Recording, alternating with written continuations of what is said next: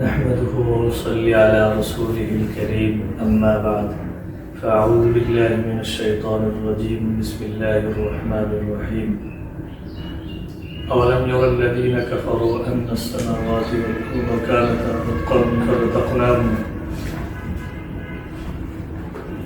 وجعلنا من الماء كل شيء حي فلا يؤمنون الحمد لله ঐতিহ্যবাহী আল জামিয়াতুল ইসলামিয়া মুস্তাফাগঞ্জ মাদ্রাসায় রমজান মাসব্যাপী আল ইজাজুল ইলমি বা কোরআনিক সায়েন্সের তাদরিবে আমাদের প্রথম দর্শটা হচ্ছে মহাকাশ সম্পর্কে, জ্যোতির্বিজ্ঞান, জিওলজি, ভূতত্ত্ব এবং সমুদ্র বিজ্ঞান সম্পর্কে। তো এই বিষয়গুলো আমরা এই কিতাব থেকে চয়ন করেছি। কিতাবটির নাম হলো আস-সামাউ ওয়াল আরদু ফিল কুরআনিল কারীম, আল কোরআনে আসমান জমিনের বর্ণনা।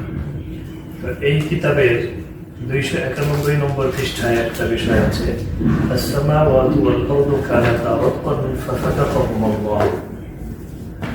এই যে এখানে আপনারা বিষয়টা দেখতে পাচ্ছেন 291 নম্বর পৃষ্ঠায়, এই বিষয়টা বোঝায় যে এই আসমান জমিন আগে একত্রিত, একীভূত এবং সংযুক্ত অবস্থায় ছিল, পরবর্তীতে আল্লাহ সুবহানাহু ওয়া তাআলা তাদেরকে পৃথক করলেন।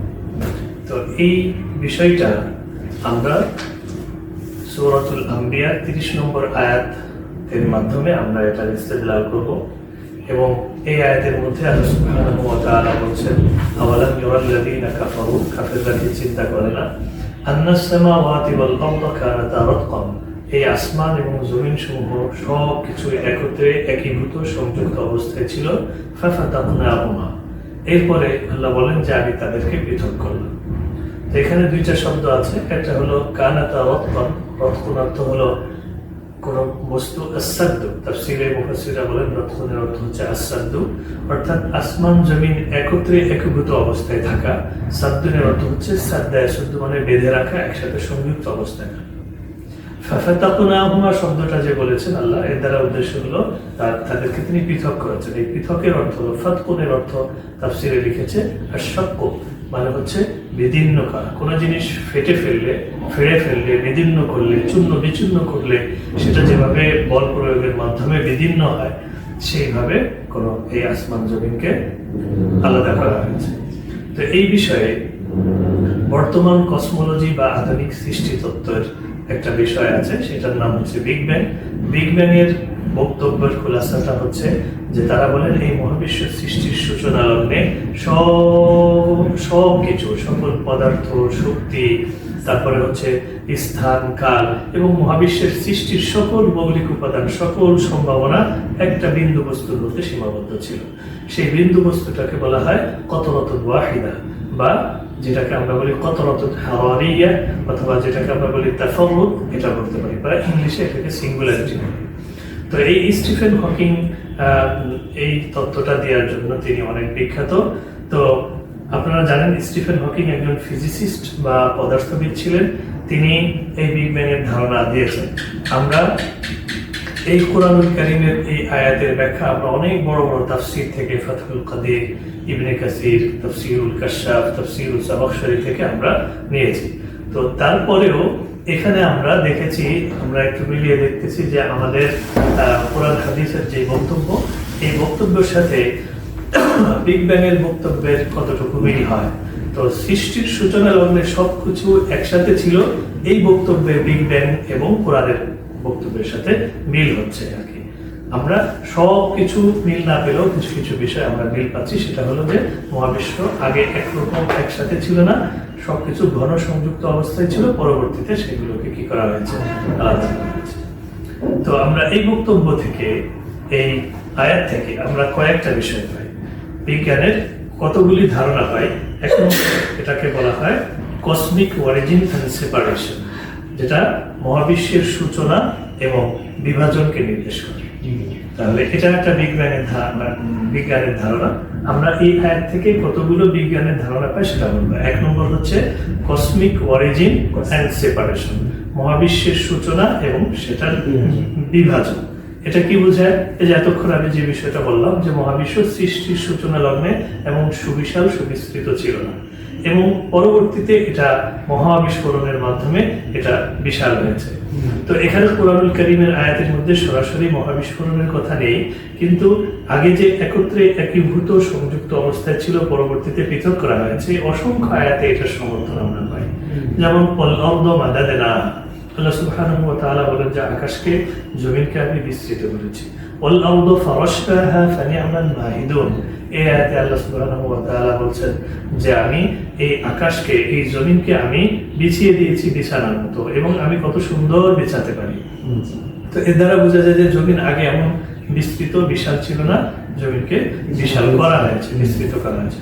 আবার একটা আয়াতে একটা সমর্থন আমরা পাই, সেখানে আল্লাহ সুবহানাহু ওয়া তাআলা বলছেন ওয়াস-সামাআ বানাইনাহা বিআইদিন ওয়া ইন্না লামুসিউন, এই আকাশকে আমি নিজ কুদরতে নির্মাণ করেছি, সৃষ্টি করেছি, এবং আমি সেটাকে বিস্তৃত করি বা বিস্তৃত করব। তো এখানে মুসিউন শব্দের মধ্যে সম্প্রসারণের অর্থ পাওয়া যায়। তো সম্প্রসারণের এই অর্থের মাঝে বর্তমান আধুনিক বিজ্ঞানের একটা ধারণা আছে, ওটাকে বলা হয় এক্সটেন্ডিং ইউনিভার্স বা সম্প্রসারণশীল মহাবিশ্ব। মানে মহাবিশ্বটা আস্তে আস্তে ধীরে ধীরে সম্প্রসারিত হচ্ছে, এবং এই প্রসারণটা আজও পর্যন্ত চলমান, প্রসারণটা চলছে, এটা বিজ্ঞানের ধারণা। তো প্রসারণটা আজও পর্যন্ত চলমান, এই ইঙ্গিতটা কিন্তু এই আয়াত থেকে পাওয়া যাচ্ছে, সেটা হলো লামুসিউন। কারণ মুসিউন যে সিগাই সিফাত, এটার মধ্যে মুজারের মানা পাওয়া যায়, যেখানে হাল এবং ইস্তেকবাল, বর্তমান এবং ভবিষ্যৎ উভয়টা মানা পাওয়া যায়, যেখানে আমরা অবিরাম গতিতে চলমান যে অর্থ, সেই অর্থটা পাই। এবং ভবিষ্যতেও যদি বিজ্ঞানীরা বলেন যে এটা চলতে থাকবে প্রসারণটা, সেই ইস্তেকবালের ভবিষ্যতের মানাটাও, অর্থটাও এখানে পাওয়া যায়। তো এই আয়াত থেকে আমরা দ্বিতীয় আর একটা বিষয় পাই, সেটাকে আমরা বলি স্ট্রাকচার ফরমেশন বা স্তর বিন্যাস ও গঠন প্রক্রিয়া। মানে আমাদের এই মহাবিশ্বটা এমনি কোন শৃঙ্খলা ছাড়া এমনিতেই যে গঠিত হয়ে আছে বিষয়টা তা না, বরং মহাবিশ্বের প্রত্যেকটা অংশের দিকে যদি আমরা খেয়াল করি, তাহলে প্রত্যেকটা অংশই স্তরে স্তরে বিভক্ত। যেমন আমরা যদি ঊর্ধ্বাকাশের দিকে তাকাই, তাহলে সকল আসমান 7 স্তরে বিভক্ত। এই আয়াতের সমর্থনে, এই বক্তব্যের, বিজ্ঞানের এই বক্তব্যের সমর্থনে কিন্তু আগে থেকে কুরআনুল কারীমের আয়াত আছে, আল্লাযী খালাকা সাবআ সামাওয়াতিন তিবাকা, যিনি এই আসমানকে 7 স্তরে বিভক্ত করেছেন। যেমন আপনি যদি জমিনের দিকে তাকান বা আমাদের বায়ুমণ্ডলের দিকে তাকান, বায়ুমণ্ডল বলতে বোঝায় আমাদের পৃথিবীর উপরিতল থেকে, পৃথিবীর পৃষ্ঠ থেকে উপরের দিকে আমরা যদি কয়েকশো কিলোমিটার পর্যন্ত উপরের দিকে যাই, তাহলে সেখানে ছাতার মতো আমাদের পৃথিবীকে এভাবে বেষ্টন করে আছে বায়ুর যে স্তর, বিভিন্ন গ্যাসের যে স্তর, এটাকে বলা হয় বায়ুমণ্ডল। এই বায়ুমণ্ডলে 5টা স্তর আছে। প্রথম স্তরের নাম হচ্ছে ট্রোপোস্ফিয়ার, দ্বিতীয় স্তরের নাম হচ্ছে স্ট্র্যাটোস্ফিয়ার, তৃতীয় স্তরের নাম হচ্ছে মেসোস্ফিয়ার, চতুর্থ স্তরের নাম হচ্ছে থার্মোস্ফিয়ার, এবং সর্বশেষ স্তরের নাম হচ্ছে এক্সোস্ফিয়ার। এই স্তরগুলি বায়ুমণ্ডলের এই স্তরগুলি আমাদের পৃথিবীকে চারিদিক থেকে একটা প্রাকৃতিক প্রতিরক্ষা ব্যবস্থা হিসেবে কাজ করছে। তার মানে আমাদের পৃথিবীকে চারিদিক থেকে একটা প্রতিরক্ষা দিচ্ছে, প্রোটেকশন, মানে প্রাকৃতিক আকাশ প্রতিরক্ষা ব্যবস্থা। যেমন আমরা বর্তমানে আয়রন ডোমের কথা বলি, বা বিভিন্ন দেশের যে আকাশ প্রতিরক্ষা ব্যবস্থা আছে, এটা হলো কৃত্রিম বা আর্টিফিশিয়াল। আর এটা বায়ুমণ্ডলের স্তরগুলো এটা অকৃত্রিম বা প্রাকৃতিক আকাশ প্রতিরক্ষা ব্যবস্থার মতো কাজ করে। আচ্ছা, আবার আপনি যদি পৃথিবীর অভ্যন্তরে যান, সেখানেও 3টা স্তর আছে, যেমন মেন্ট্রল, কোর এবং ক্রাস্ট। তার মানে আমরা মহাবিশ্বের যেদিকেই যাচ্ছি সেদিকেই দেখছি একটা সুন্দর শৃঙ্খলা, এবং সবকিছু স্তরে স্তরে সুন্দরভাবে বিভক্ত এবং বিন্যস্ত। তৃতীয় আর একটা বস্তু, বিজ্ঞানের একটা কনসেপ্ট আমরা এই আয়াত থেকে পাই, এই বিষয়টা হচ্ছে বায়ুমণ্ডল ও আবহাওয়া ব্যবস্থা, যেটাকে আমরা অ্যাটমসফিয়ার অ্যান্ড এটাকে আমরা ওয়েদার সিস্টেম বলি। যেমন বায়ুমণ্ডলের কথা আমরা এতক্ষণ বলে ফেললাম, যে বলতে গিয়ে যে আমাদের বায়ুমণ্ডলটা হচ্ছে পৃথিবীর উপরে বায়ুর 5টা স্তর। প্রথম স্তর হচ্ছে পৃথিবীর উপরিতল থেকে 5 থেকে 8 কিলোমিটার পর্যন্ত বিস্তৃত, এটা হলো ট্রোপোস্ফিয়ার। তারপরে 15 কিলোমিটারের পর থেকে নিয়ে 8 কিলোমিটারের পর থেকে নিয়ে প্রথম স্তর হচ্ছে 8 থেকে 15 কিলোমিটার, কিলোমিটারের পর থেকে নিয়ে 50 কিলোমিটার পর্যন্ত যে স্তর, এটার নাম হচ্ছে স্ট্রাটোস্ফিয়ার। এরপরে 50 কিলোমিটার পর থেকে নিয়ে 85 কিলোমিটার পর্যন্ত যে স্তর, এটার নাম হচ্ছে মেসোস্ফিয়ার। এরপরে 85 কিলোমিটারের পর থেকে কয়েকশো কিলোমিটার পর্যন্ত বিস্তৃত যে স্তর, সেটার নাম হচ্ছে থার্মোস্ফিয়ার। এরপরে কয়েকশো কিলোমিটার থেকে নিয়ে অসীম পর্যন্ত বিস্তৃত যে স্তর, সেটার নাম হচ্ছে এক্সোস্ফিয়ার। বায়ুমণ্ডলের যে স্তরগুলো, এই ধারণা আমরা পাই। আবার আমরা আবহাওয়া সম্পর্কিত বিভিন্ন ধারণা পাই এটার মাধ্যমে। সেটা হলো যে আবহাওয়া নিয়ে যারা গবেষণা করেন তাদেরকে ওয়েদার আলাদা একটা ডিপার্টমেন্ট আছে, তারা প্রেডিকশন করেন, যে তারা আগে থেকে বলতে পারেন আগামীকাল ঝোড়ো হাওয়া হবে কিনা, তারপরে বৃষ্টি হবে কিনা, তাপমাত্রা কত থাকতে পারে, একটা সম্ভাব্য একটা প্রেডিকশন করে। প্রেডিকশন মানে আগের থেকে বলতে পারা, এটা কোনো ভবিষ্যৎবাণী না যে ইলমে ওহী আসতেছে তাই ভবিষ্যৎবাণী, এটাকে বলা হয় প্রেডিকশন। প্রেডিকশন মানে কোনো মূল উসুলের ভিত্তিতে, নীতিমালার ভিত্তিতে বলতে পারা যে আগামী দিনে কি হতে পারে। এটা তো আমাদের ফিকহেও আমাদের ফুকাহায়ে কেরামও কি করেন, প্রেডিক্ট করতে পারেন। তবে আমাদের বর্তমান রাজনৈতিক বিশ্লেষণ যারা করেন তারা বলতে পারেন যে আগামী দিনে বাংলাদেশ কোন দিকে যেতে পারে, এবং যা বলে অনেকটা কি হয়ে যায় বিষয়টা, এটা হলো প্রেডিকশন। আচ্ছা, আরেকটা বিষয় আমরা পাই, সেটা হলো পানি থেকে জীবনের উৎস, origin of life from water. এবং এই আয়াতের শেষ অংশে আল্লাহ সুবহানাহু ওয়া তাআলা বলেছেন ওয়াজআলনা মিনাল মাই কুল্লি শাইইন হাইয়্যিন, আমি সকল জীবন্ত বস্তুকে, সকল জীবকে আমি পানি থেকে সৃষ্টি করেছি। এই আয়াতের থেকে আমরা এই ধারণা পাই। এই ধারণাটা হচ্ছে জীববিজ্ঞানের একটা ধারণা। জীববিজ্ঞানের দুইটা শাখা আছে, একটা হচ্ছে বোটানি, উদ্ভিদ বিজ্ঞান, আর একটা হচ্ছে জুওলজি, প্রাণী বিজ্ঞান। প্রাণী বিজ্ঞানের একটা শাখা আছে, সেটা হলো মানুষ সৃষ্টি। সেই মানুষ সৃষ্টির ধারণায় এটা সবাই বলেন, এবং অসংখ্য আয়াতেও এই বিষয়টা বলেন যে ইন্না খালাকনাল ইনসানা মিন নুতফাতিন আমশাজ। সূরাতুদ দাহরের প্রথম আয়াতে আল্লাহ সুবহানাহু ওয়া তাআলা বলেছেন যে আমি মানুষকে মিশ্রিত বীর্য থেকে সৃষ্টি করেছি।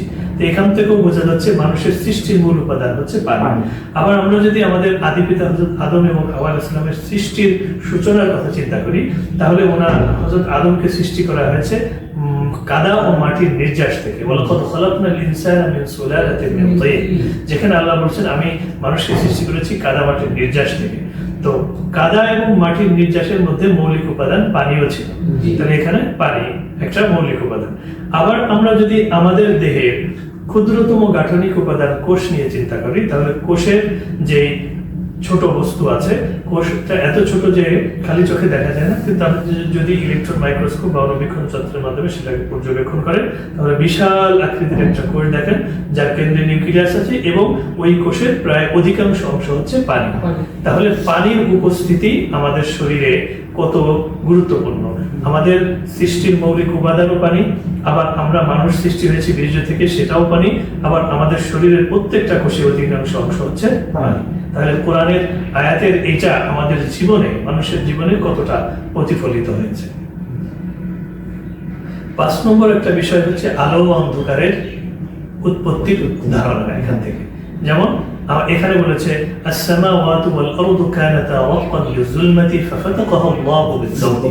এটা একটা তাফসীরে ফাথুল কাদির, ইবনে কাসির, এই সমস্ত তাফসীর আপনি ঘাটেন, তাহলে দেখবেন এই বক্তব্যটা পেয়ে যাবেন যে তিনি বলেন যে আসমান জমিন সবকিছু একত্রে সংযুক্ত একীভূত অবস্থায় ছিল, অন্ধকারাচ্ছন্ন অবস্থায়। এরপরে আল্লাহ সুবহানাহু ওয়া তাআলা তাদেরকে পৃথক করলেন আলো দিয়ে, অর্থাৎ আলো দিয়ে ভরপুর করে দিলেন। তো এই একটা ধারণা পাই। তাহলে আমরা এখান থেকে আলো এবং অন্ধকারের ধারণা পাই। এখান থেকে বোঝা যাচ্ছে অন্ধকার হলো আসল, তার মানে মহাবিশ্বের সৃষ্টির সূচনা লগ্নে সর্বপ্রথম অন্ধকার ছিল, এরপরে আলোর উৎপত্তি হয়েছে। এই ধারণাটা, এটা কিন্তু তাফসীরের বক্তব্য। বিজ্ঞানের বক্তব্য কি? বিজ্ঞানের বক্তব্য হলো মহাবিশ্ব সৃষ্টির সূচনা লগ্নে সবকিছু একীভূত সংযুক্ত অবস্থায় ছিল, তখন শুধু ছিল অন্ধকার আর অন্ধকার, এবং তাপমাত্রা অত্যন্ত বেশি ছিল। এজন্য এটাকে বলা হয় জিরো রেডিয়াস এবং ইনফাইনাইট ডেনসিটি। এবং এই তাপমাত্রায় অত্যন্ত ঘন অবস্থায় ছিল। এই ঘন অবস্থায় থাকার কারণে সেখানে কোনো আলোর উপস্থিতি ছিল না। দীর্ঘদিন পর্যন্ত, বহু বছর পর্যন্ত এরকম অন্ধকার অবস্থায় ছিল। আস্তে আস্তে ধীরে ধীরে মহাবিশ্ব শীতল হতে শুরু করে, এরপরে আলোর উপস্থিতি হয়, এরপরে তারকা নক্ষত্রগুলো সৃষ্টি শুরু হয়। তাহলে এখান থেকে বোঝা যাচ্ছে রাত এবং দিনের মধ্যে রাত হচ্ছে আসল, আলো অন্ধকারের মধ্যে অন্ধকার হলো আসল। তো বর্তমান পদার্থবিজ্ঞানে যে পদার্থবিজ্ঞানে আলো নিয়ে আলোচনা করা হয়, অন্ধকার নিয়ে আলোচনা করা হয় না। এজন্য কোনো স্কলার, কোনো আলেমরা প্রশ্ন করেন যে তাহলে পদার্থবিজ্ঞানে অন্ধকারের আলোচনাটা কোথায়?